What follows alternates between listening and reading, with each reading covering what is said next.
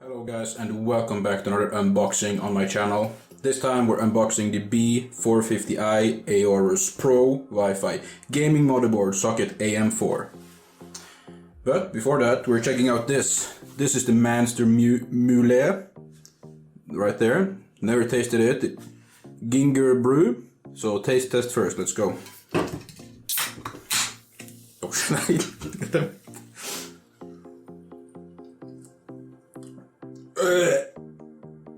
That's really good. I give it a 10 out of 10. Alright.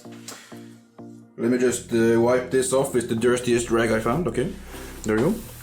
Now, the motherboard. Let's check it out. So the reason I bought this motherboard is because I'm building an ITX build, of course, so I need a small one. First, we have the motherboard. Check that out later. Packaging stuff. Alright, why did I buy this? I bought it because it has Wi-Fi built in, but I'm kind of disappointed by this antenna actually. As you can see, there's these ones screw into the motherboard on the back. We'll check it out later as well, but I had wished that there were antennae that just went directly into the motherboard.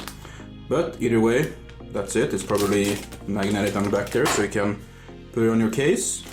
We got two SATA cables, one right angle and one straight.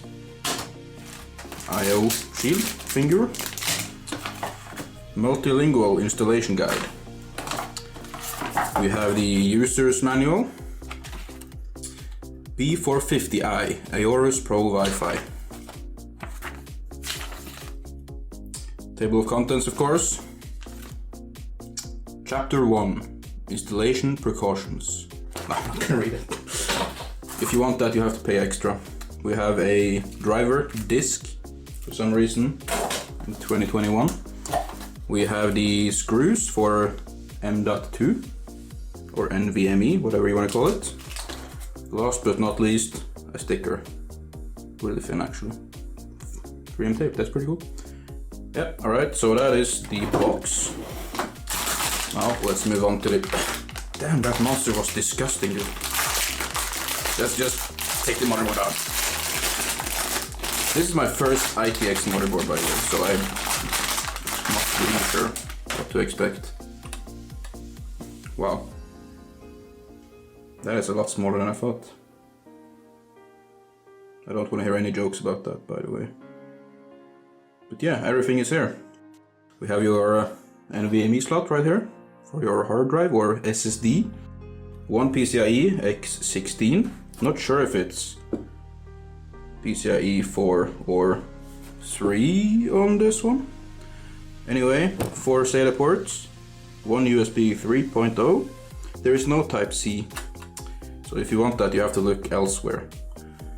That's the worst part about this motherboard. And there is one fan header right here, and there is another one on top. So there's just one, except for the CPU one, which is not a lot. So you'll need a fan hub or splitter or something like that to get it to work properly. Now let's check out the I/O. There's plenty of USB ports and onboard video, which is pretty cool. And you can see your CMOS battery tucked away right there.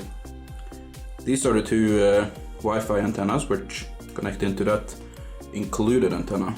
And you have audio, of course. So that's pretty cool. And that is actually about it. I have some other parts as well, which I'm not gonna unbox on camera, of course, but yeah, this is the heart of my system. So thanks for watching, and if you liked it, subscribe. Do not buy this monster. This was horrible. Don't buy it.